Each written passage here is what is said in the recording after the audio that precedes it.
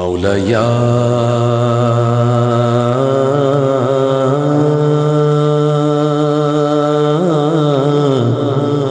صل وسلم دائما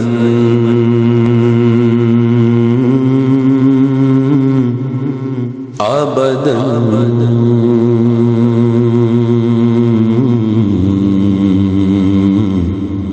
على حبيبك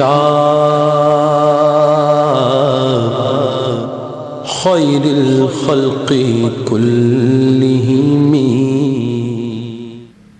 نحمده ونصلي ونسلم على رسوله الكريم وعلى آله الطيبين وأصحابه المكرمين، ونشهد أن لا إله إلا الله وحده لا شريك له، ونشهد أن سيدنا ومولانا محمدا عبده ورسوله. أما بعد فأعوذ بالله من الشيطان الرجيم. بسم الله الرحمن الرحيم. إن الله وملائكته يصلون على النبي يا أيها الذين آمنوا صلوا عليه وسلموا تسليما. اللهم صل على سيدنا ومولانا محمد الفاتح لما أغلق والخاتم لما سبق الناصر الحق بالحق الهادي إلى صراطك المستقيم، صلى الله عليه وعلى آله وأصحابه حق قدره ومقداره العظيم. الصلاة والسلام عليك يا سيدي يا رسول الله، وعلى آلك وأصحابك يا سيدي يا حبيب الله.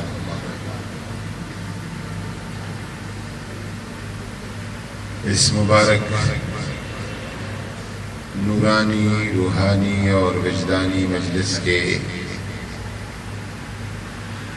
شرکاء مصر، ایران اور پاکستان کے مختلف علاقوں سے تشریف رکھنے والے قرائے عظام، حضور نبی کریم صلی اللہ علیہ وسلم کے مداحین اور نعتخوانان حضرات، اور میمن مسجد میں تشریف رکھنے والے غلامان شمع نبوت، سب کو السلام علیکم ورحمۃ اللہ وبرکاتہ۔ میں سب سے پہلے آپ حاضرین کو اور جن لوگوں تک ہمارا پیغام اور ہماری آواز پہنچتی ہے، اور سب کو جشن میلاد النبی صلی اللہ علیہ وسلم کا مبارکباد دیتا ہوں، اور ولادت سید الاولین والآخرین کی یہ مبارک لمحات اور ساعات ہمارے لیے، پاکستان کے لیے، امت مسلمہ کے لیے امن کا باعث ہو، رحمتوں کا باعث ہو، راحتوں کا باعث ہو، اور سکون اور خوشحالیوں کا باعث ہو۔ میں اپنے محترم قاری سید صداقت علی صاحب کا، پاکستان ٹیلی ویژن کا، میمن مسجد کے انتظامیہ کا، جناب میرے بھائی حاجی رفیق پردیسی صاحب اور سراج صاحب کا، سب کا ممنون ہوں کہ انہوں نے آج کی اس بزم اور مجلس کا اہتمام فرمایا۔ آج کا یہ بزم اور مجلس وزارت مذہبی امور کے ان پروگرامز میں سے ایک پروگرام تھا۔ کراچی کو ہم نے حسن قرت کے لیے چنا تھا کہ میلاد النبی کے جو محافل وزارت مذہبی امور و بین المذاہب ہم آہنگی کے جانب سے ہوں گے،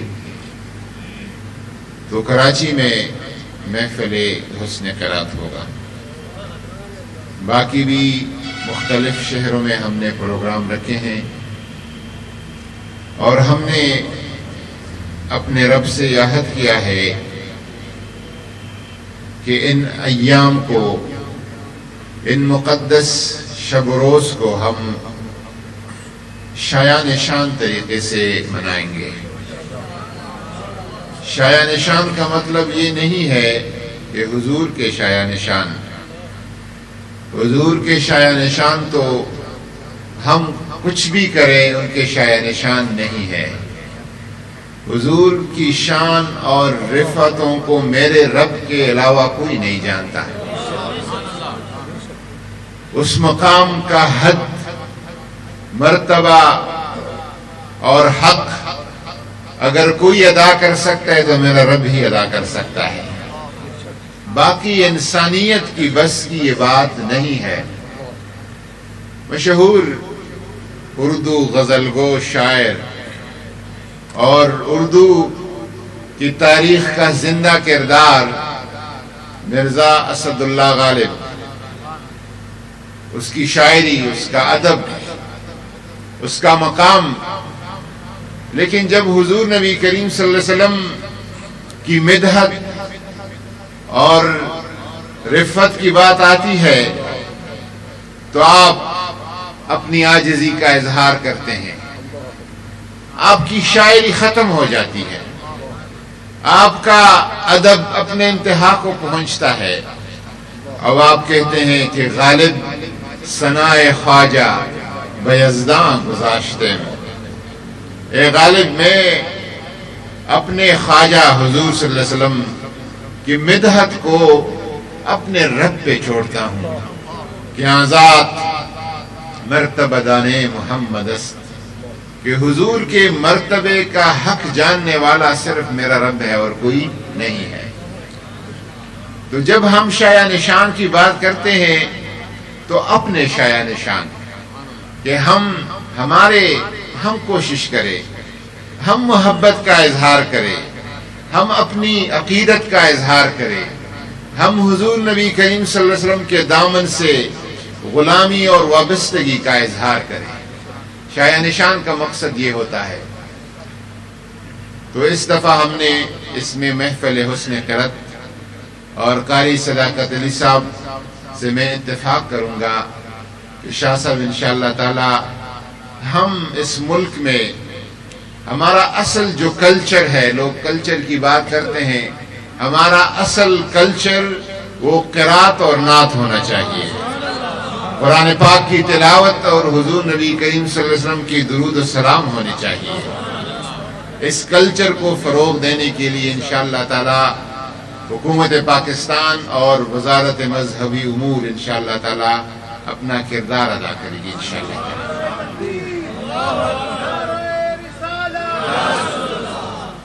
اور ایک بات میں آپ کو بتاؤں کہ قرآن اور صاحب قرآن کا جو تعلق ہے،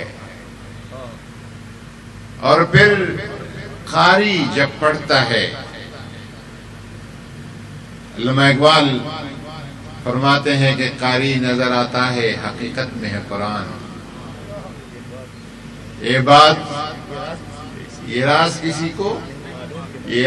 کسی کو معلوم نہیں کہ مومن قاری نظر آتا ہے حقیقت میں ہے قرآن، کہ مومن جب قرآن پڑھتا ہے تو یوں لگتا ہے کہ وہ خود قرآن ہے۔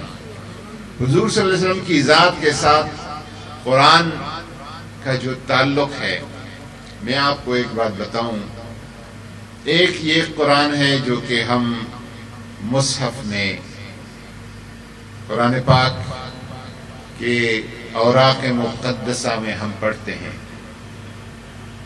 الحمد سے جو شروع ہوتا ہے اور والناس پہ جو ختم ہوتا ہے، ایک یہ قرآن ہے، وہی قرآن متلو، یہ غار حرا سے شروع ہوتا ہے اور 23 سال میں اپنے تمام کو پہنچتا ہے۔ اس کا ابتدا غار حرا سے ہے، لیکن وہ قرآن جو عملی قرآن ہے وہ کہاں سے شروع ہوتا ہے؟ وہ حضرت سیدنا عبداللہ اور سیدہ آمنہ کے گھر سے شروع ہوتا ہے۔ حضور نبی کریم صلی اللہ علیہ وسلم جب دنیا میں تشریف لاتے ہیں اس وقت سے جو عملی قرآن ہے اس وقت سے شروع ہو جاتا ہے، اور اس عملی قرآن کی طرف سیدہ عائشہ صدیقہ رضی اللہ تعالی عنہا اشارہ فرماتی ہے۔ ام المومنین سے کسی نے پوچھا کہ حضور کے اخلاق کیسے تھے، تو آپ نے اسے کہا تم نے قرآن نہیں پڑھا؟ تو پوچھنے والا کا خیال تھا کہ شاید ام المومنین کسی قرآن کے خاص آیت کی طرف اشارہ فرماتی ہے، تو آپ نے فرمایا کان خلقہ القرآن، حضور صلی اللہ علیہ وسلم کے اخلاق بچپن کے، جوانی کے، آخری عمر کے سارے قرآن ہی تھے اور کچھ نہیں تھا۔ جو قرآن 40 سال بعد نازل ہوتا ہے اور وہی کی شکل میں آتا ہے اقرأ بسم ربک الذی خلق، وہ اس وقت عملی شکل میں شروع ہوتا ہے جب حضور نبی کریم صلی اللہ علیہ وسلم کی پیدائش ہوتی ہے، آپ کی ولادت مبارک کے لمحات سے شروع ہوتا ہے۔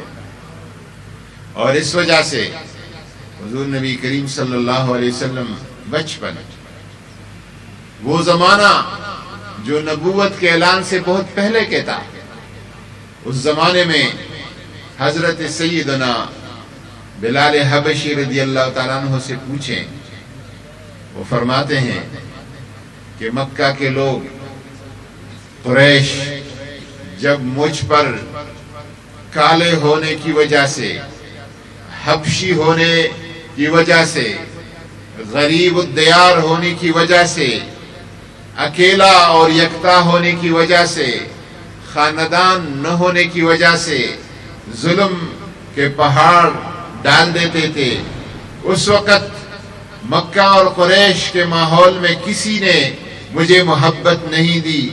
ایک قرشی ہاشمی بچہ تھا، جب مجھے دیکھتا تھا دیکھتی ہی فوراً مسکراتا تھا، اور وہ کون تھا؟ محمد الرسول اللہ صلی اللہ علیہ وسلم تھا۔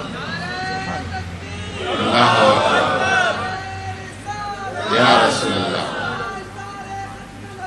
زندہ باد۔ اس لیے جب حضور نبی کریم صلی اللہ علیہ وسلم سے پوچھا گیا کہ ہمیں کوئی سکھا دیں، ہمیں کوئی بتا دیں اپنا معجزہ، اپنا کمال، حضور نے کیا فرمایا؟ قرآن پاک کہتا ہے لَقَدْ لَبِثْتُ فِيكُمْ عُمْرًا، میں نے عمر کا ایک حصہ آپ میں گزارا ہے، اور کچھ نہ دیکھے، میرے عمر کی طرف دیکھے، میرے کردار کی طرف دیکھے، میرے اس زندگی کی طرف دیکھے جو آپ کے درمیان گزارا ہے۔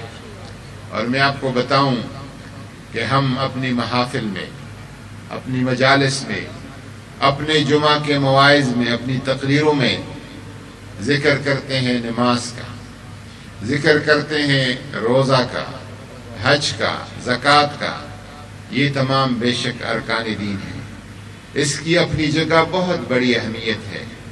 الصلاۃ معراج المؤمن، نماز مؤمن کی معراج ہے، اور اتنا بڑا مقام ہے کہ رحمت للعالمین نماز کے بارے میں اتنی سختی فرماتے ہیں۔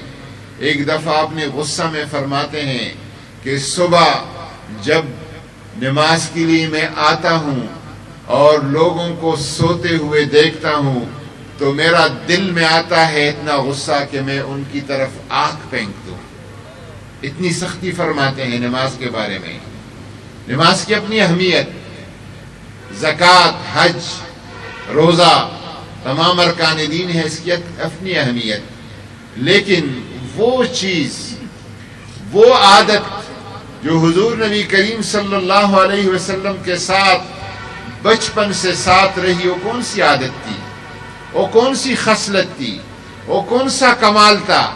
وہ تھا صدق اور امانت۔ وہ نمازوں سے بھی پہلے تھا، روزے کے فرض ہونے سے بھی پہلے تھا، حج سے فرض ہونے سے بھی پہلے تھا، زکوٰۃ فرض ہونے سے بھی پہلے تھا۔ جو وصف حضور صلی اللہ علیہ وسلم کے ساتھ تھی وہ صدق اور امانت تھی۔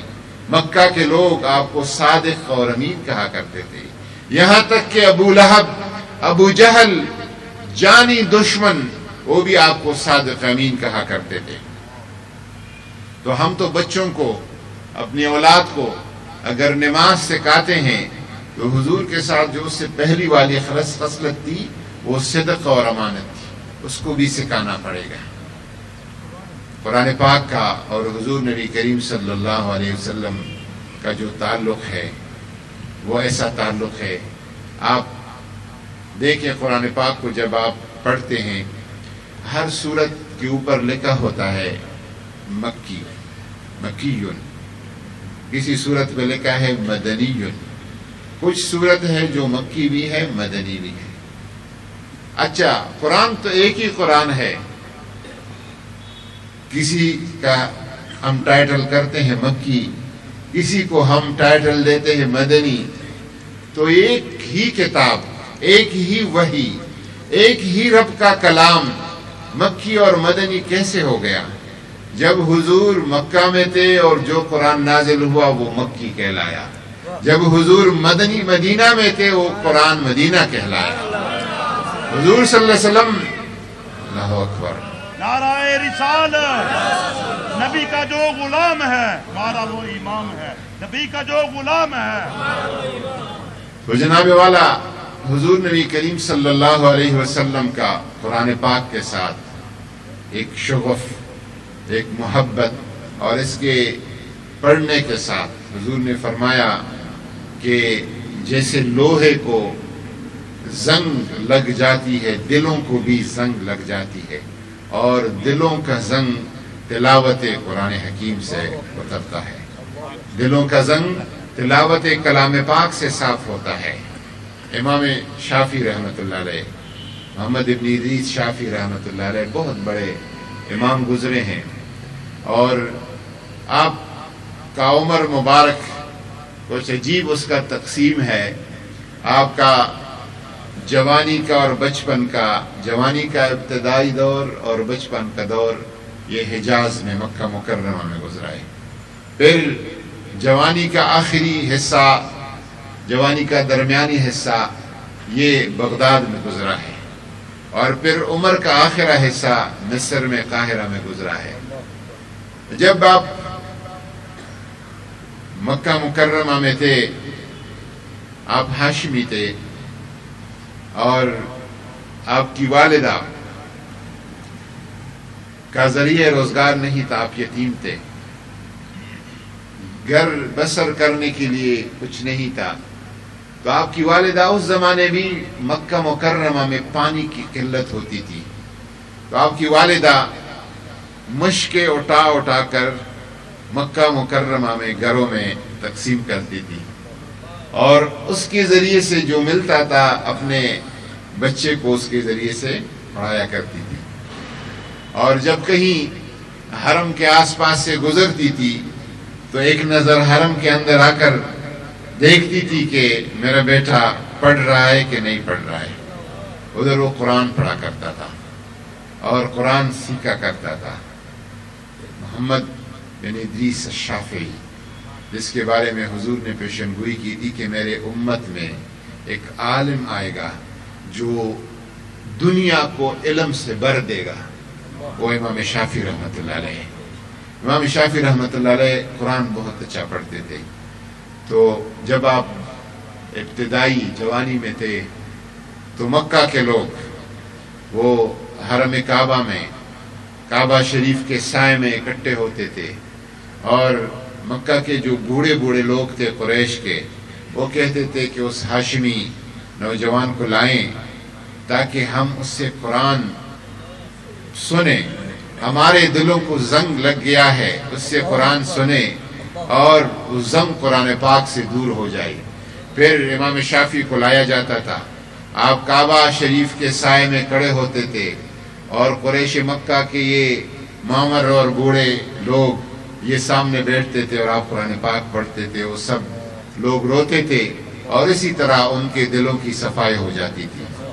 آپ بھی کسی وقت صبح کے وقت فجر کے نماز سے پہلے اور فجر کی نماز کے بعد پڑھیں، لیکن پڑھنے کا طریقہ ہے، پڑھنے کا طریقہ یہ ہے، علماء نے لکھا ہے کہ اگر کوئی یہ چاہے، اس کی دل میں چاہت ہو کہ میں رب سے بات کروں تو وہ نماز پڑھے۔ اگر کوئی چاہے کہ میں اپنے رب کو کچھ سناؤں اور کچھ بات کروں، وہ نماز پڑھے۔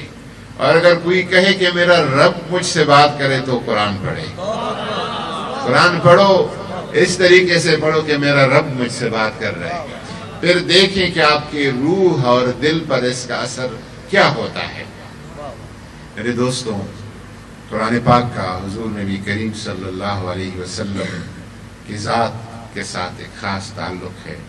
حضور یہاں تک کہ حضور کے آداب، حضور کے دربار کے طور طریقے، حضور نبی کریم صلی اللہ علیہ وسلم کا پروٹوکول، کوئی بادشاہ ہوتا ہے، کوئی صدر مملکت ہوتا ہے، کوئی وزیر اعظم ہوتا ہے، اس کا پروٹوکول، آداب اس کی اسمبلی یا کیبنٹ یا اس کا حکومت متعین کرتی ہے۔ میرے حضور کے آداب میرے رب نے مقرر کیے ہیں اور اپنے قرآن میں مقرر کیے ہیں۔ فرمایا ہے لا ترفعوا اصواتکم فوق صوت النبی لا تقدموا بین یدی اللہ ورسولہ۔ حضور نبی کریم صلی اللہ علیہ وسلم سے بات کرتے وقت، چلتے وقت آپ سے آگے نہ بڑھو۔ حضور نبی کریم صلی اللہ علیہ وسلم کے کو جب آواز دو، لا تقولوا راعنا وقولوا انظرنا واسمعوا، کن الفاظ کو ان کو یاد کرو۔ کسی نے آ کے کہا کہ یا محمد اخرج علینا، تو اسے منع کیا گیا اور ان کو کہا گیا کہ آپ کو جب بلانا ہو تو کہیں یا رسول اللہ، یا حبیب اللہ، یا نبی اللہ، اس انداز میں آپ کو مخاطب کرے۔ حضور نبی کریم صلی اللہ علیہ وسلم کہ ایک مجلس میں طعام تھا، کھانا کھلانا تھا صحابہ کرام کو۔ صحابہ کرام نے کھانا کھایا، اور جب کھانا کھایا تو گپ شپ کے لیے حضور صلی اللہ علیہ وسلم کے حجرہ مبارک میں بیٹھ گئے۔ حضور کے آرام کا وقت تھا، حضور نے حیاءً ان کو کچھ نہیں کہا، لیکن اللہ تعالیٰ نے کہا وَإِذَا طُعِمْتُمْ فَانْتَشِرُوا، جب آپ کو حضور کے دسترخوان پر کھانا کھلایا جائے پھر انتظار نہ کرو، حضور کو زحمت نہ دو، فوراً منتشر ہو جاؤ، اپنے گھروں کی طرف چلو۔ اس طرح کے آداب و پروٹوکولز میرے رب نے حضور نبی کریم صلی اللہ علیہ وسلم کے ہمیں بتائے ہیں۔ قرآن کا، اگر قرآن کو سمجھا جائے، قرآن کو صحیح طریقے سے پڑھا جائے، قرآن کی معانی اور فکر پر تدبر کیا جائے، تو قرآن پاک اور حضور صلی اللہ علیہ وسلم کا ایسا تعلق ہے جیسا آپ دیکھتے ہیں۔ ایک صحابی نے حضور صلی اللہ علیہ وسلم کے چہرے کی تشبیہ جب دی تو اس نے کہا کأنہ ورقۃ مصحف، حضور صلی اللہ علیہ وسلم کا چہرہ مبارک ایسا چمکتا تھا۔ اس نے کہا کس چیز سے تشبیہ دوں؟ چاند سے دوں، سورج سے دوں، ستاروں سے دوں، پھول سے دوں؟ اس کے منہ پہ اچانک آیا کأنہ ورقۃ مصحف، حضور کا چہرہ ایسا کھلا ہوا تھا جیسے قرآن پاک کا صفحات کھلے ہوئے ہو۔ نعرہ تکبیر، نعرہ رسالت، یا رسول اللہ۔ تو الحمدللہ آج کا یہ مجلس حسن قرأت کا، جس طریقے سے قرآن پاک کو پڑھا گیا اور ہم نے سنا، اور پھر اس مسجد کا ہم نے اس لیے انتخاب کیا تھا، میں جب بھی کراچی کوئی جمعہ میرا آتا ہے اس مسجد میں پڑھتا ہوں۔ میرے والد صاحب بھی یہاں پر جمعہ پڑھتے تھے، میرے دادا جان بہت کراچی آیا کرتے تھے آرام کے لیے، جہاں ان کا قیام ہوتا ادھر جاتے، لیکن شب و روز وہ ادھر ہی رہتے، کہ آرام کے علاوہ وہ اس مسجد میں رہتے۔ وہ فرمایا کرتے تھے کہ اس مسجد کے ماحول میں ایک عجیب قسم کی روحانیت ہے، اور وہ روحانیت اس مسجد کے احاطے میں آ کر محسوس ہوتی ہے۔ شاید یہاں پر جو بزرگ اور جو لوگ اللہ والے مدفونین ہیں، شاید انہی کی برکات ہے، اور جیسے مدینے میں بیٹھے، بالکل مدینہ منورہ کا ماحول ہے۔ اللہ تعالیٰ کرے کہ اس مسجد کی روحانیت، اس مسجد کی ذکر، اذکار، تلاوتیں، عبادتیں، نمازیں، روزے، محافل اسی طرح آباد و شاداب رہے. وما علینا الا البلاغ. یا رسول اللہ تیرے در کی فضا